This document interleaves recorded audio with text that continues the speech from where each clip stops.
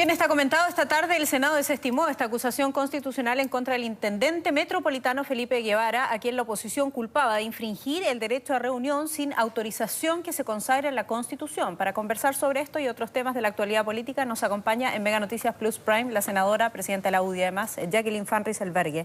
Muchas gracias por estar con nosotros. No, muchas gracias a usted por invitarme. Buenas noches. A ver, tras 5 horas de discusión entonces y bastante debate, además, en el Senado se decide rechazar esta acusación constitucional en contra del intendente Guevara. ¿Cuál es su evaluación de lo ocurrido? Sobre todo poniéndonos en el contexto de que la base de la acusación era vulnerar este derecho a reunión, ¿no?, con esta estrategia de copamiento en Plaza Italia. ¿Qué concluye usted de esta jornada? A ver, lo que pasa es que uno puede tener la legítima opinión que lo que hizo el intendente Guevara a lo mejor no es efectivo, a lo mejor no era conveniente, pero claramente iba dentro de lo que son sus funciones. Es decir, dentro de la función del intendente está el resguardo del orden público. Entonces, tú no lo puedes acusar constitucionalmente por cumplir la labor que constitucionalmente está obligado a hacer. Tú podrás estar de acuerdo o en desacuerdo, podrás creer que es eficiente o ineficiente lo que hizo, pero definitivamente lo que no es una alteración de la Constitución. ¿Y usted qué cree? ¿Que fue eficiente o no fue eficiente?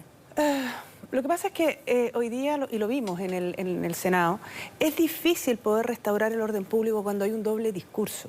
Porque particularmente la oposición y la izquierda más dura, pero en general de la oposición, salvo contadas excepciones. Porque en el fondo, tú dices por un lado, y lo escuchamos en las distintas intervenciones en el Senado, que tienes que resguardar el orden público es un problema del gobierno. Pero cuando toman las herramientas que te da la Constitución para poder hacerlo, te acusan constitucionalmente. Entonces, hay ahí, desde nuestra perspectiva, un doble discurso a todas luces, porque después empezaban a decir que, claro, que si restablecían el orden público, se vulneran los derechos humanos, cosa que tampoco es efectiva, porque siempre que había una situación en donde se ha faltado al protocolo o incluso, y que después se ha desestimado, se han vulnerado los protocolos, la situación se pone en conocimiento del Ministerio Público, que es lo que corresponde en un Estado de Derecho. Entonces, la verdad es que yo creo que acá hay eso, lo que te decía, es decir, un doble discurso en términos de la seguridad pública. Perfecto, senadora, ese doble discurso del cual usted habla y se lo atribuye además a la oposición, ¿cómo se combina o se conjuga con el ejercicio del Estado de Derecho que tiene que hacer el gobierno? Y aquí no solo en el cargo del intendente, sino especialmente del Ministerio del Interior. Y se lo pregunto porque hay muchos que probablemente a esta hora se preguntan también cuándo podrá ser reutilizada, ¿no?, nuevamente Plaza Italia, o cuándo se va a bajar con este nivel de violencia que hemos visto en los últimos días, hechos que se recrudecieron, ¿no?, a propósito del atropello del hincha de Colo-Colo. Sí, yo lo entiendo, y de hecho en Concepción también han habido hechos de violencia en la ciudad donde yo vivo. En Valparaíso. En Valparaíso, en Antofagasta, en muchas regiones, no solo en Santiago, a lo que me quería referir. Pero esto tiene que ser una labor de todos. Porque lo que pasa es que uno ve discurso en lo que se dice que hay que restablecer el orden público, pero a la hora de entregar las herramientas, como por ejemplo aprobar la ley antisaqueo, la gran mayoría vota en contra. Entonces, yo creo que ahí hay una falta de decisión política de avanzar en ese tema. Y a lo mejor también falta negociación, ¿no?, tender puentes con la oposición de mejor manera. Se lo pregunto por lo siguiente: desde el año 2018 hasta ahora voy a enumerar las acusaciones constitucionales presentadas por la oposición. Estamos hablando del entonces ministro de Salud, Emilio Santelice, 3 ministros además de la Corte Suprema, a la propia ministra de Educación, Marcela Cubillos, cosa que no prosperó, quiero decir, al ministro Andrés Chadwick, que termina fuera de su cargo, al propio presidente, que no prospera, y al intendente, en este caso que sucede exactamente lo mismo. El intendente además lleva 12 días suspendido en su cargo. ¿Hay una autocrítica o usted le hace una crítica a alguien respecto de la imposibilidad de tender puentes por la oposición? Lo que pasa es que es bien difícil tender puentes cuando se empiezan a utilizar las herramientas que son legítimas, pero excepcionales, como una herramienta de coacción, de casi chantaje. Es decir, no es otra cosa que cuando nosotros vemos en la Cámara de Diputados al Frente Amplio amenazar que o cambian al director de Carabineros o presentan una acusación constitucional. Eso aquí y en cualquier parte es chantaje. Entonces, lo que sucede es que cuando se empiezan a usar las herramientas que la Constitución otorga al Congreso como para poder cogobernar, pierden absolutamente el sentido y la esencia estas acusaciones, estas herramientas. Tanto así que incluso los mismos senadores reconocen, y lo hicieron hoy día en sus intervenciones, que esta acusación constitucional no tenía el peso jurídico, que era débil, que en realidad no, pero por consideraciones políticas. Y yo creo que más bien por no tener el coraje para enfrentar y decir lo que piensan, terminan aprobándola. Sí, le escuché en declaraciones recientes que hizo a la salida del Congreso que hablaba de falta de coraje. ¿Qué es lo que sucede? ¿Hay susto de no darle el gusto a quién?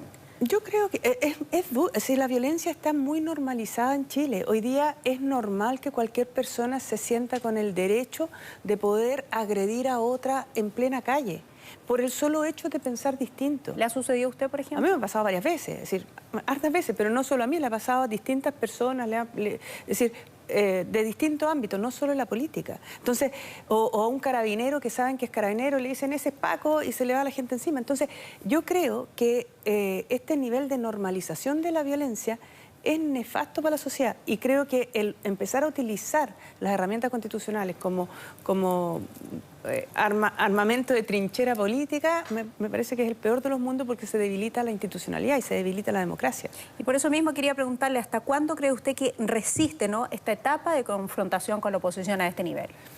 Yo creo que hay minutos en donde hay que hacerse responsable de los hechos. Es decir, nosotros hemos cedido muchísimo. Es decir, y el gobierno también, es decir, hay un montón de cosas que probablemente no las habríamos aceptado antes, que hoy día se aceptan porque entendemos que es súper necesario llegar a acuerdos. Como por ejemplo un cambio constitucional. Por ejemplo en el cambio constitucional, por ejemplo en el tema de las pensiones, pero llega un minuto en que tú dices, ya, pero está bien, es decir, si acá es una negociación, no puede ser una imposición de unos contra otros, porque tiene una mayoría circunstancial, es decir, todos tenemos que ceder un poco.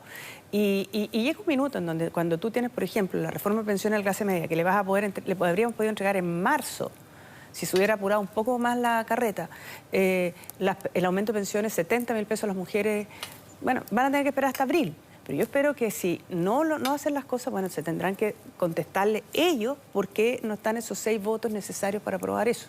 Dado que lo menciona, antes de la entrevista decíamos que ustedes no han parado su trabajo legislativo, ¿no? Las declaraciones, bueno, las conferencias de prensa, la firma de los acuerdos, etcétera, y sus distintas entrevistas desde octubre. Es decir, esto ha sido bastante intenso en el último tiempo. Imagino que ya pronto a salir de vacaciones, ¿usted tiene más o menos un panorama o una reflexión respecto de cuánto ha debido claudicar el gobierno respecto de su agenda y sus intereses como un gobierno de derecha que fue electo democráticamente frente a lo ocurrido con una agenda totalmente modificada y más tiene que ver, como corresponde, ¿no?, frente a la demanda social, hacerse cargo de esos puntos principales? Mira, al respecto 2 cosas. La primera, la agenda social estaba en el programa de gobierno, estaba todo el tema de la clase media, estaba aumento de pensiones, probablemente de manera distinta, pero las temáticas estaban. Estaba modificar el sistema de ISAPRES, habían un montón de cosas que sí estaban en todo el programa de protección a la clase media. Evidentemente hubo que apurar el tranco y enfocarnos casi exclusivamente en esos proyectos. Y renunciar también. Claro, y ceder para poder llegar a acuerdos más rápidos y poder avanzar y construir acuerdos que fueran poderosos, ¿eh? Pero yo creo que en esto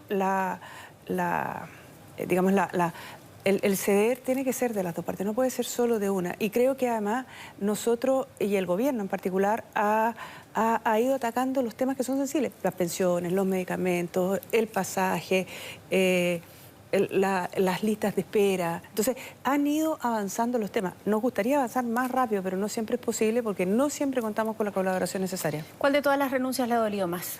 A mí me dolió mucho lo de la Constitución, para serte sincera, porque nosotros ni en nuestro no estaba en nuestra mente el llegar a una asamblea constituyente o negociar una asamblea constituyente, aunque hay un plebiscito de entrada, ni siquiera estaba dentro de los planes.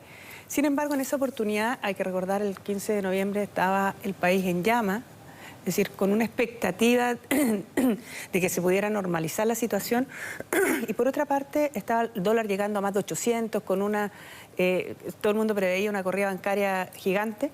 Entonces nosotros nos dimos cuenta de que, y esto sí lo hizo todos los partidos, o por lo menos los que concurrieron a esa firma, a ese acuerdo, nos dimos cuenta perfectamente bien de que era completamente indispensable dar una señal política de que las diferencias, por muy profundas que fueran, se podían resolver conversando.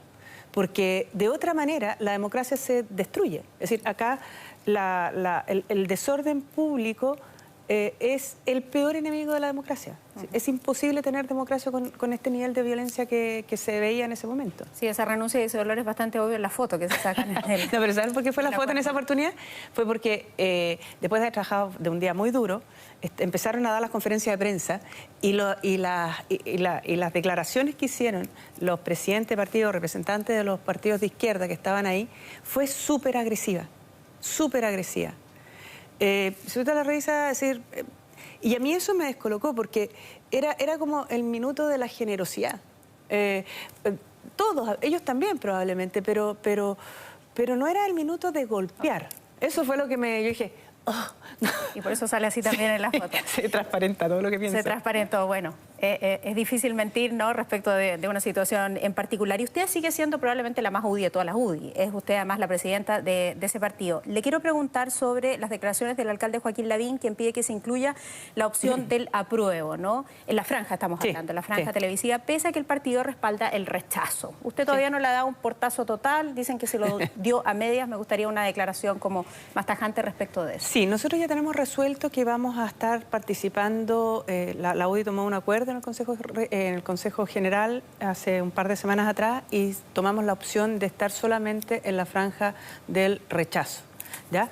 Sin embargo, estamos conversando con el alcalde Lavín porque nosotros entendemos que tanto él como nosotros queremos el mismo fin, que es un Chile inclusivo, una sociedad inclusiva que permita igualdad de oportunidades. La diferencia la tenemos en que él cree que para lograr esas mejoras sociales es más fácil hacerlo modificando la Constitución porque genera menos conflicto. Nosotros creemos que, por el contrario, es más fácil manteniendo la actual Constitución y eventualmente modificando aquello que haya que modificar, pero demostrando que las demandas sociales no se satisfacen con un cambio a la Constitución. ¿Cómo se pueden reflejar ambas opciones en una franja? Estamos en eso.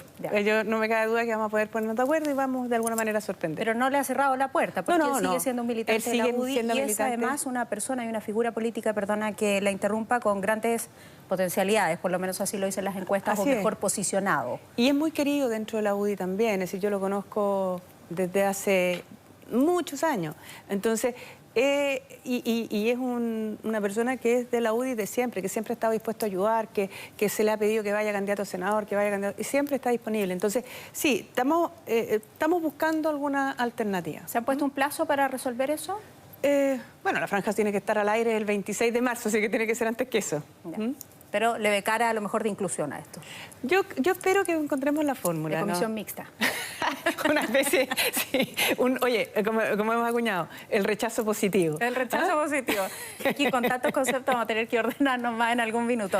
Senadora Jacqueline Van Rysselberghe, muchísimas gracias por haber estado compartiendo con nosotros. No, muchas gracias a ustedes. Muy bien, buenas noches.